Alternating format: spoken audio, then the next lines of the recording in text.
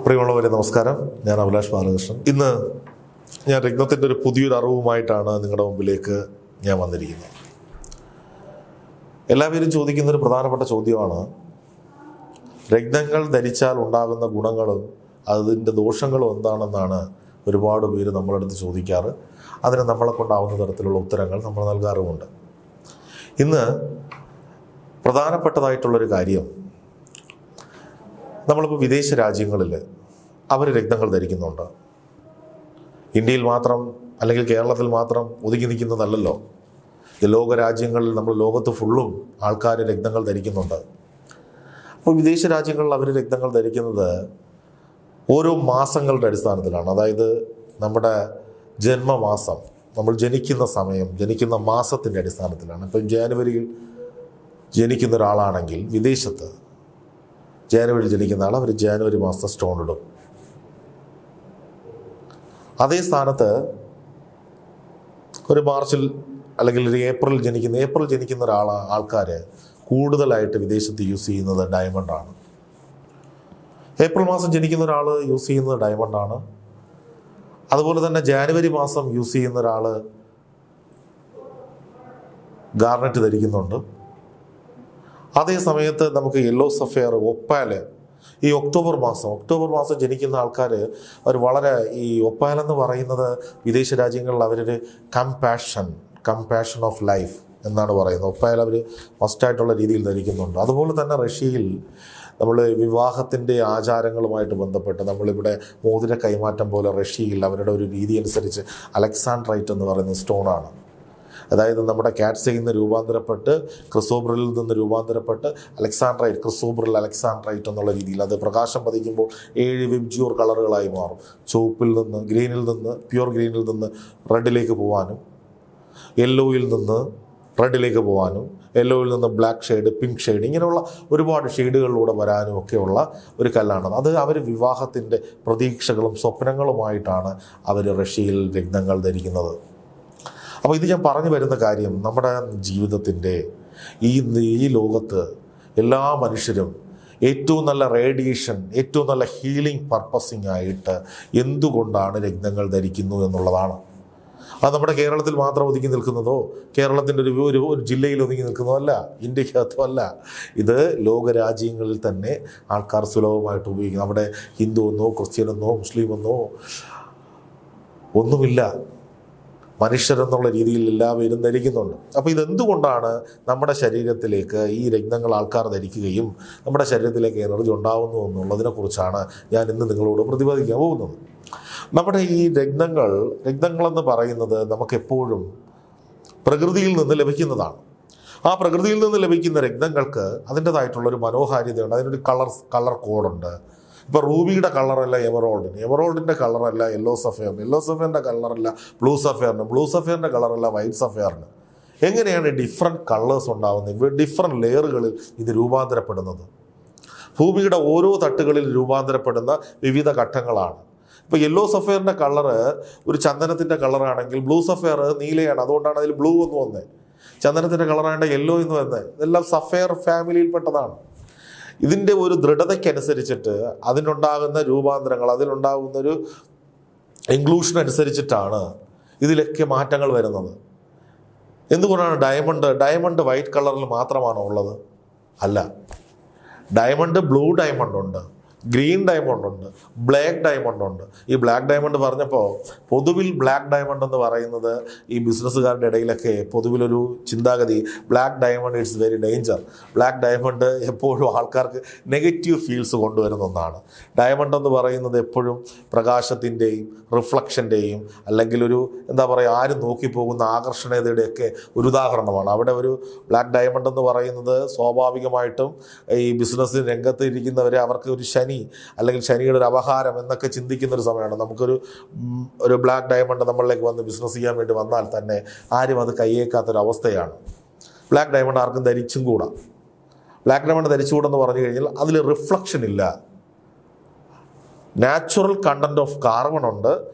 ആ carbon content ഉള്ളത് കൊണ്ട് അതിൽ കളർ ബ്ലാക്ക് ആയത് കാരണം പ്രകാശങ്ങൾ തട്ടിയിട്ട് റിഫ്ലക്റ്റ് ആവാനുള്ള സോഴ്സ് ഇല്ല. അതേ സ്ഥാനത്ത് നമ്മളെപ്പോഴും മനസ്സിലാക്കേണ്ടത് നമ്മൾ ഈ ഡയമണ്ട് എന്ന് പറഞ്ഞൊരു ഓപ്ഷൻ ഞാൻ എപ്പോഴും പറയുന്നുണ്ട്. ഡയമണ്ട് എന്ന് പറഞ്ഞൊരു സാധനം നമ്മൾ ധരിക്കുമ്പോൾ, ആ ഒരു സ്റ്റോൺ നമ്മൾ ധരിക്കുമ്പോൾ നമുക്കുണ്ടാകുന്ന എനർജി എന്താണ്? ഹീലിംഗ് ആണ്. നമ്മുടെ ബോഡി ഫുള്ളും ഒരു ഹീലിംഗ് തെറാപ്പി എന്താണോ ചെയ്യുന്നത് അത് തന്നെയാണ് നമുക്ക് ഡയമണ്ട് ധരിക്കുമ്പോൾ നമുക്ക് കിട്ടുന്ന ഒരു പ്രധാനപ്പെട്ട കാര്യം. അതേ സ്ഥാനത്ത് ഒക്ടോബർ മാസം ജനിച്ചവർ ഒപ്പാൽ ധരിക്കും. ബർത്ത് നമ്മുടെ മന്ത് അനുസരിച്ചിട്ടുള്ള രീതിയാണ് ഞാൻ പറഞ്ഞത് നിങ്ങളുടെ അടുത്ത്. ഒപ്പാൽ ധരും. ഒപ്പാൽ കമ്പാഷനാണ്. എന്തായാലും അവൻ എന്തിനോടും ഒരു കമ്പാഷനാണ്, ഒരു പാഷൻ, അടങ്ങാത്തൊരു പാഷൻ. എനിക്കത് ചെയ്യണം, എനിക്ക് രാവിലെ ഇത് കാര്യങ്ങൾ ചെയ്യണം, ഇന്ന കാര്യങ്ങൾ ചെയ്യണം എന്നുള്ള ഒരു രീതിയാണ്. അതേ സമയത്ത് നമ്മൾ ഈ രണ്ടിലുമുള്ള വ്യത്യാസം എന്താ? നാച്ചുറലായിട്ട് കിട്ടുന്ന പ്രോഡക്റ്റുകളിൽ നിന്ന് ഉണ്ടാകുന്നൊരു എനർജി അത് മനുഷ്യ ശരീരത്തിലേക്ക് എത്തുമ്പോൾ ആ മനുഷ്യ ശരീരത്തിലുള്ള അവയവങ്ങളിലൂടെ അവനുണ്ടാകുന്നൊരു ഹീലിങ്ങും ഒരു കമ്പാഷനും ഉണ്ട്. ഈ രണ്ട് കാര്യങ്ങളും ഒരേ രീതിയിൽ വരുമ്പോൾ എങ്ങനെയാണ് അനുഭവപ്പെടുന്നത്? നമുക്കെങ്ങനെയാണ്? ഇപ്പം എൻ്റെ ജീവിതത്തിലേക്ക് എനിക്ക് ഒരുപാട് ഞാൻ അപ്പ് ആൻഡ് ഡൗൺ ആയിട്ടിരിക്കുന്നു. ആ ഡൗൺ ആയിട്ടിരിക്കുന്ന സമയത്ത് ഞാൻ നേരെ ഒരു സ്റ്റോൺ ധരിക്കുന്നു. എനിക്ക് സ്റ്റോൺ ധരിക്കണം. ഞാൻ എൻ്റെ വീഡിയോ കണ്ടിട്ട് ചില ആൾക്കാർക്ക് അങ്ങനെ തോന്നിയ വീഡിയോ കണ്ടിട്ട് അത് ധരിക്കണമെന്ന് തോന്നുന്നു. അത് ധരിച്ചു കഴിഞ്ഞു. ഇത് ധരിച്ചു കഴിഞ്ഞാൽ അയാൾക്കുണ്ടാവുന്ന ഗുണം നമുക്ക് പറയാൻ പറ്റുന്ന എന്താണ്? വെറുതെ ഒരു ഗുണമില്ലാതെ ആരും വന്നിട്ട് ഇത് എനർജി പാസ് ചെയ്യുന്നു, ഹീലിംഗ് ആണ്, എടുത്ത് ധരിക്കൂ എന്നൊന്നും പറയില്ലല്ലോ. ഇതിൽ ഒരു നാച്ചുറൽ ഇതാരും ഉണ്ടാക്കിയെടുത്തതല്ല. ഒരു വ്യക്തികളും ഈ ഇരുന്ന് പറയുന്ന ഞാനോ ഈ സമൂഹമോ ഒന്നുമല്ല. ഇത് പ്രകൃതി നമുക്ക് തരുന്നതാണ്. അല്ലാതെ ഒരു സാധനം മാൻ ക്രിയേറ്റഡ് ആയിട്ട് ചെയ്തിട്ട് ഇത് നിങ്ങൾ ധരിക്കൂ, നിങ്ങൾക്കെല്ലാം സന്തോഷം, നാളെ രാവിലെ നിങ്ങൾ എഴുതിക്കുമ്പോൾ നിങ്ങൾ എല്ലാം കൊണ്ടും പെർഫെക്റ്റായി എന്ന് പറയുന്നതല്ല. അങ്ങനെ കുറേ തകിടുകളും മാന്ത്രിക ചെപ്പുകളും കാര്യങ്ങളൊക്കെ ഉണ്ട്. അതൊക്കെ വെച്ചിട്ട് നമ്മളിപ്പം ഫേസ്ബുക്ക് എടുത്തതിന് ശേഷം ഫേസ്ബുക്കിൽ ഇങ്ങനെ നോക്കുന്ന സമയത്താ ഇത് ധരിക്കൂ, ഈ മാല ധരിക്കൂ, ധരിച്ചാൽ ലക്ഷ്മി ദേവിയുടെ കടാക്ഷം ഡയറക്റ്റ് ഉണ്ടാവും, അതോട് കൂടിയിട്ടതുണ്ടാവും. അത് ധരിച്ച് അവൻ 1 മാസം നോക്കും, 2 മാസം നോക്കും, 3 മാസം നോക്കും. നമ്മളത് മാല പൊട്ടിപ്പോവുകയുള്ളൂ. ഓൺലൈനിൽ ഓർഡർ ചെയ്യുന്നതാണ്. ഇത് നമുക്ക് പ്രകൃതിയിൽ നിന്ന് നാച്ചുറലായിട്ട് പ്രകൃതി നമുക്ക് തരുന്നതാണ്. മനുഷ്യൻ്റെ വിവിധ ഘട്ടങ്ങളിൽ, വിവിധ വിഷമസന്ധികളിൽ അവനൊരു ഹീലിംഗ് തെറാപ്പി, അവനൊരു കമ്പാഷൻ, അവനൊരു എനർജി, അവൻ്റെ ഒരു പോസിറ്റിവിറ്റി, അതെല്ലാം കൂട്ടാൻ വേണ്ടി പ്രകൃതി നമുക്ക് തരുന്നതാണ്. അപ്പോൾ പ്രകൃതിയിൽ നിന്ന് എടുക്കുന്നത് എന്തും, നാച്ചുറലായിട്ട് എടുക്കുന്ന എന്തിനും മാർക്കറ്റിൽ എപ്പോഴും വില കൂടുതലാണ്. ഇപ്പോൾ ഒരു ഡയമണ്ട് നെക്ലേസ് നിങ്ങൾ ധരിക്കുന്നു. ഡയമണ്ട് നെക്ലേസ് ധരിച്ചതുകൊണ്ട് എന്തെങ്കിലും ഗുണമുണ്ടോ? ഗുണമില്ല. പക്ഷെ അത് കാണാൻ ഭംഗിയാണ്, വളരെ ഭംഗിയാണ്. എന്തുകൊണ്ട് അതിലൊരു പോസിറ്റിവിറ്റി ഉണ്ടാവുന്നത്? പെട്ടെന്ന് ഡയമണ്ടിലേക്ക് ആൾക്കാരുടെ കണ്ണ് ആകർഷണീയമായിരിക്കും. ഡയമണ്ട് അതുകൊണ്ട് വില കൂടുതലാണോ? ഡയമണ്ട് നെക്ലേസ് നമുക്കിപ്പോൾ ഒരു പവൻ്റെ ഒരു മാല മേടിക്കുന്ന പോലെ ഒരു നെക്ലേസ് പോയി മേടിക്കാൻ സാധിക്കും. അതിൻ്റെതായിട്ടുള്ള വിലയുണ്ട്. അതേ സ്ഥാനത്ത് നമ്മൾ ധരിക്കുന്ന ഡയമണ്ട്സിന്, നാച്ചുറൽ ഡയമണ്ട്സിന് അതിൻ്റെതായിട്ടുള്ള വിലയുണ്ട്. അപ്പോൾ ഇത് രണ്ടും നമ്മൾ ധരിക്കുക എന്നുള്ളതാണ്. ധരിക്കാൻ സാധിക്കുന്നവർക്ക് ധരിക്കാം, ധരിക്കാൻ പറ്റാത്തവർക്ക് ദൈവം അടുത്തൊരു ഓപ്ഷൻ കാണിച്ചു തരും. അവൻ്റെ എനർജി ഇപ്പോൾ സാധാരണ വീട്ടിൽ ജനിക്കുന്ന ഒരാൾക്ക്, അവർ വളരെ സാധാരണമായിട്ടുള്ള ലെവലിൽ ഇരിക്കുന്ന ഒരാൾക്ക് ഒരു ക്യാരറ്റ് ഡയമണ്ട് ആണ് ധരിക്കേണ്ടി വന്നാൽ അയാൾക്ക് ഡയമണ്ട് ധരിക്കാൻ പറ്റുമെന്നുള്ള ചിന്തയൊന്നും വേണ്ട. പക്ഷേ അതിനുള്ള വഴി, അത് അവൻ ധരിച്ചു കഴിഞ്ഞാൽ അതിനുള്ള വഴി അവൻ്റെ ഉയർച്ച അവനുണ്ടാവും. പക്ഷെ അല്ലെങ്കിൽ നിയോഗം അയാൾക്ക് ധരിക്കണമെന്നുണ്ടെങ്കിൽ എവിടെ കൂടിയെങ്കിലും അയാൾ ധരിക്കും. അത് ഇന്നൊരു കാര്യമായിട്ട് ബന്ധപ്പെട്ടുകൊണ്ട് നമ്മൾ നോക്കേണ്ടതായിട്ടുള്ള കാര്യമില്ല. അതേ സ്ഥാനത്ത് നമുക്ക് മറ്റ് ഡിഫറെൻറ്റ് കല്ലുകൾ, ഓരോ ആൾക്കാരും പോയി ഓരോ ക്യാരറ്റിൻ്റെ കല്ലുകളും കാര്യങ്ങളൊക്കെ ഇങ്ങനെ പറയുമ്പോൾ ഞാൻ എപ്പോഴും അതിൽ പറയുന്നൊരു കാര്യം തന്നെയാണ് ഇന്നും പറയുന്നത്. കല്ലുകളിൽ അടങ്ങിയിരിക്കുന്ന കണ്ടന്റ് എന്താണ്? കല്ലുകളിൽ അടങ്ങിയിരിക്കുന്ന മിനറൽസ് എന്താണ്? കല്ലുകളുടെ കളറിലേക്ക് വരുന്ന കാര്യങ്ങൾ എന്താണ്? കല്ലിൻ്റെ ഘടന എന്താണ്? അത് ഏത് മൈനാണ്? അത് ഏത് സർട്ടിഫിക്കറ്റാണ്? ആ സർട്ടിഫിക്കറ്റിൽ എന്താണത് ഇൻക്ലൂഷൻസ്, അവസാനത്തെ ഒരു കൺക്ലൂഷൻസ് എന്താണ് വന്നിരിക്കുന്നത്? ഇതൊക്കെ മെൻഷൻ ചെയ്ത് നാച്ചുറലായിട്ടുള്ളൊരു പ്രോഡക്റ്റ്, പ്രകൃതിയിൽ നിന്ന് കിട്ടുന്ന ഒരു പ്രോഡക്റ്റ് നമ്മുടെ കയ്യിലേക്ക് ധരിക്കുമ്പോൾ ഉണ്ടാവുന്ന ഒരു എനർജിയാണ് ദൈവികമായിട്ടും അത് ദൈവത്തിൻ്റെ സാന്നിധ്യമെന്നും വിശ്വാസത്തിൻ്റെ അടിസ്ഥാനത്തിലും പറയപ്പെടുന്നത്. ഇത് നാച്ചുറൽ പ്രോസസ്സ് എന്ന് പറയുന്നത് പ്രകൃതിയിൽ നിന്ന് സംഭവിക്കുന്നതാണ്. ഈ ഡയമണ്ടിലുള്ള കാർബൺ കണ്ടന്റ് ആരും കൊണ്ടുവന്ന് കുറച്ച് കാർബൺ എടുത്തുകൊണ്ട് ചിട്ടു കൊടുത്തതല്ലല്ലോ. ഡയമണ്ടിൽ എങ്ങനെ കാർബൺ ഉണ്ടായി? അത് കാലാന്തരം കൊണ്ട് പ്രകൃതിയിൽ രൂപപ്പെടുന്ന ഏറ്റവും അടിത്തട്ടിൽ രൂപപ്പെടുന്നതാണ്. അത് പ്രകൃതിയിൽ നടക്കുന്ന ഒരു പ്രോസസ്സിംഗ് ആണ്. ആ പ്രോസസ്സിൻ്റെ ഭാഗമാക്കായിട്ട് നമ്മൾ ആരെങ്കിലും പോയിട്ട് ഇന്ന ദിവസം രാവിലെ കുറച്ച് കാർബൺ ഇട്ടു, 1 വർഷം കഴിയുമ്പോൾ അവിടെ നിന്ന് ഡയമണ്ട് കിട്ടും എന്ന് ചിന്തിക്കും? ഇല്ല. അതേ സമയത്ത് നമുക്ക് റൂബി കിട്ടുന്ന സ്ഥലങ്ങൾ എന്തുകൊണ്ടാണ് എല്ലായിടത്തും സുലഭമായിട്ട് ബർമ റൂബി മാത്രം കിട്ടുന്നു? ബർമ റൂബി ഏറ്റവും നല്ല റൂബിയാണ്, അതിന് ക്യാരറ്റിന് ഇത്ര ലക്ഷം വിലയുണ്ട്. എന്തുകൊണ്ടാണ് അത് നല്ലതെന്ന് പറയുന്നത്? ആ ബർമയിൽ നിന്ന് കിട്ടുന്ന മൈൻ, അതിൻ്റെ ഘടന, ആ ഭൂമിയുടെ അതിൻ്റെ ഘടന അനുസരിച്ച് ആ റൂബിയുടെ ഏറ്റവും നല്ല ക്വാളിറ്റീസ്, ഏറ്റവും പ്യുവർ ക്വാളിറ്റീസ് നമുക്ക് കിട്ടുന്ന സ്ഥലമാണ് ബർമ. അപ്പോൾ ബർമ റൂബി എന്ന് പറയുന്നത് മോസ്റ്റ് പ്രീഷ്യസ് ആണ്. എന്തുകൊണ്ടാണ് ശ്രീലങ്കയിൽ യെല്ലോ സഫയറിനെ കുറിച്ച് പറയുന്നത്? സിലോൺ യെല്ലോ സഫയർ എന്ന് പറയുന്നത്, സിലോൺ യെല്ലോ സഫയർ ഏറ്റവും, അതായത് ഓരോ രാജ്യങ്ങളിലും നമുക്ക് വൈഡൂര്യം നമ്മുടേതാണ്. കാറ്റ്സൈ, ഏറ്റവും നല്ല കാറ്റ്സൈ കിട്ടുന്നത് ഇന്ത്യയിലാണ്.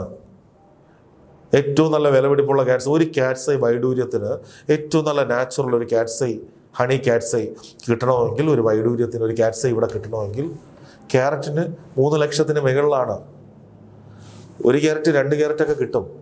ഒരു 5-10 ക്യാരറ്റ് മുകളിലോട്ട് ഇതിൻ്റെ റേറ്റ് വളരെ ഇതാണ്. കാര്യം അത് അത്രയും നല്ല ക്വാളിറ്റി കിട്ടണം. ഹണി ക്വാളിറ്റി ഞാൻ നിങ്ങൾക്ക് ഒരു ദിവസം ഷോ ചെയ്തിട്ടുണ്ട്, എൻ്റെ കയ്യിലുണ്ടായിരുന്നു. അപ്പോൾ ഇങ്ങനെയുള്ള എല്ലാ ഘടനകളും ഉള്ളതാണ് രക്തങ്ങൾ. ഈ രക്തശാസ്ത്രത്തിൽ നമുക്ക് വിവിധ ഘട്ടങ്ങളായിട്ട് ഇതിനെ തിരിച്ചിരിക്കുന്നതും അതുകൊണ്ടാണ്. ഇപ്പോൾ ഓരോ വ്യക്തികളും രക്തങ്ങൾ ധരിക്കുമ്പോൾ അവർക്കുണ്ടാകുന്ന അനുഭവങ്ങൾ വ്യത്യസ്തമായിരിക്കാം. പക്ഷെ രക്തങ്ങൾ ധരിക്കുക എന്ന് പറയുന്നത് നമ്മളാക്കി ഉണ്ടാക്കിയെടുത്ത പ്രവണതയല്ല, ഞാനായിട്ട് ഇവിടെ ഇരുന്ന് പറയുന്നതല്ല. പ്രകൃതിയിൽ നിന്ന് കിട്ടുന്ന പെട്രോളിയം കിട്ടുന്നുണ്ട്, ഓയിൽ കിട്ടുന്നുണ്ട്, ഇതെല്ലാം ഖനനം ചെയ്യുന്നതാണ്. അതുപോലെയാണ് ഖനനമാണ് രക്തങ്ങൾ. അതുകൊണ്ടാണ് പ്രീഷ്യസ് രക്തങ്ങൾക്ക് എന്നും വിലയുള്ളത്. ഏറ്റവും കൂടുതൽ ബിസിനസ് ഇന്ത്യയിൽ നടക്കുന്നത് രക്തങ്ങളിലാണ്. എത്ര പേർക്ക് സ്വർണ്ണത്തെ കാട്ടി ബിസിനസ് രക്തങ്ങൾ നടക്കുന്നുണ്ട്.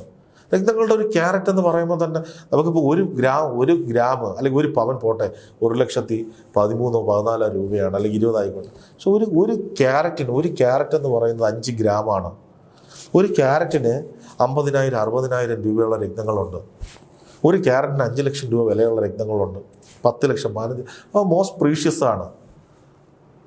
അപ്പോൾ അങ്ങനെയുള്ള രക്തങ്ങൾ അത് നമുക്ക് സുലഭമായിട്ട് കിട്ടാൻ വേണ്ടിയിട്ട് ആര് വിചാരിച്ചാലും സാധിക്കത്തില്ല. അതിനൊക്കെ ഖനനം ചെയ്തുകൊണ്ടൊരു പ്രോസസ്സിംഗ് ഉണ്ട്. പക്ഷെ അത് എങ്ങനെയാണ് മനുഷ്യ ജീവിതത്തിലേക്ക് സ്വാധീനം ചെലുത്തുന്നത്? പൂർവ്വഗ്രന്ഥങ്ങളിൽ അടയാളപ്പെടുത്തിയിരിക്കുന്നതായിട്ടുള്ള കാര്യങ്ങൾ എന്താണ്? അഭിലാഷ് ബാലകൃഷ്ണൻ ഇന്നത്തെ ദിവസം ഇരുന്നു കൊണ്ട് രക്തങ്ങൾ നിങ്ങൾ പുതിയതായിട്ട് ധരിക്കൂ എന്നുള്ളൊരു കണ്ടെത്തലോ അറിവോ അല്ല. ഇത് വർഷങ്ങളായിട്ട്, അതായത് കാലഘട്ടങ്ങൾക്കപ്പുറം തന്നെ 1700-ഉം 1800-ഉം 2000-ലും BC-യിലും AC-യിലും ഒക്കെ തന്നെ രൂപാന്തരപ്പെട്ടെടുത്തിട്ടുള്ള ഗ്രന്ഥങ്ങൾ വായിക്കുമ്പോൾ പൂർവ്വഗ്രന്ഥങ്ങളിൽ അടയാളപ്പെടുത്തിയിരിക്കുന്നത് അന്ന് ഈ രക്തങ്ങളിലേക്കുള്ള എനർജി എങ്ങനെയാണ് മനുഷ്യ ശരീരത്തിലേക്ക് സ്വാധീനമായി ചെലുത്തപ്പെടുന്നത്. ആ രക്തങ്ങൾ കൊണ്ട്, അങ്ങനെയുള്ള രക്തങ്ങൾ കൊണ്ട് ശരീരത്തിലേക്ക് ധരിക്കുമ്പോൾ ഉണ്ടാവുന്ന എനർജി എന്താണ്? അങ്ങനെയുള്ള രക്തങ്ങൾ നമ്മൾ ധരിച്ചു കഴിഞ്ഞാൽ രൂപാന്തരപ്പെടുന്ന ഒരു പോസിറ്റിവിറ്റിയും വൈബ്രേഷനും ഏത് തരത്തിൽ നമുക്ക് ഉപയോഗിക്കാം. നമ്മുടെ ഭാരത്തിൻ്റെ ഘടനയനുസരിച്ച് നമ്മുടെ ശരീരത്തിലേക്ക് നമ്മുടെ വിവിധ അവയവങ്ങളുണ്ട്. ഇപ്പം നിങ്ങൾ മനസ്സിലാക്കണം, ഹൃദയം എന്ന് പറയുന്നത്, ഹൃദയത്തിൻ്റെ അകത്തേക്ക് എന്താ ഉള്ളത്? നമ്മുടെ ബ്ലഡ് വഹിക്കുന്ന ധമനികൾ, സിരകൾ. ഈ ധമനികളും സിരകളും ഒന്ന് അശുദ്ധ രക്തത്തെ കൊണ്ടുപോകാനാണ്, ഒന്ന് ശുദ്ധരക്തത്തെ വഹിക്കാനാണ്. അശുദ്ധ രക്തത്തെ കൊണ്ടുപോവുകയും ശുദ്ധരക്തത്തെ വഹിക്കുകയും ചെയ്യുന്നതാണ് ശരീരത്തിൻ്റെ അകത്തേക്ക് നടക്കുന്ന പ്രോസസ്സിങ്.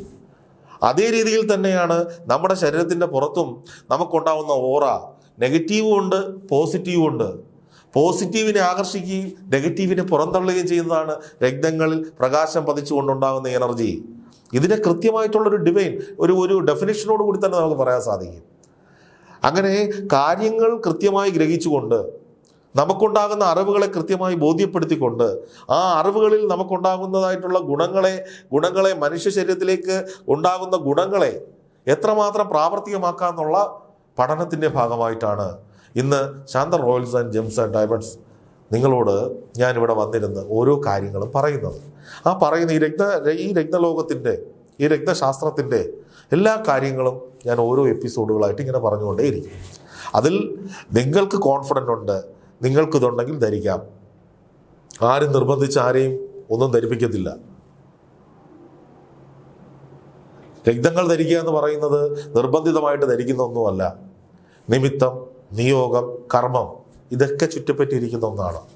അപ്പോൾ അതിൻ്റെ ഭാഗമായിട്ട് രക്തങ്ങൾ എങ്ങനെയാണ്, രക്തങ്ങളുടെ ഘടന എങ്ങനെയാണ്, രക്തങ്ങൾ കൊണ്ടുണ്ടാകുന്ന ഗുണം എങ്ങനെയാണ്, ആ ഗുണത്തിൽ നമുക്ക് എന്തൊക്കെ മാറ്റങ്ങൾ ഉണ്ടാകുന്നു, ഇതൊക്കെ തന്നെയാണ് നമുക്ക് പറയാനുള്ള കാര്യങ്ങളും.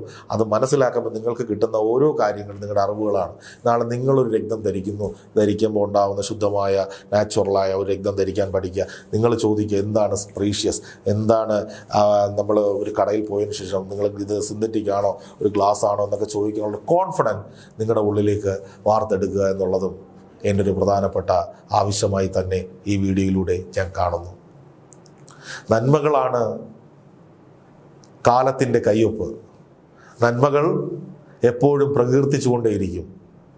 അതേസമയം തിന്മകളെന്ന് പറയുന്നത് വരൾച്ചയുടെ കൊടുമുടികൾ താണ്ടാനുള്ളതായി കാണുന്ന ചിലരുണ്ട്.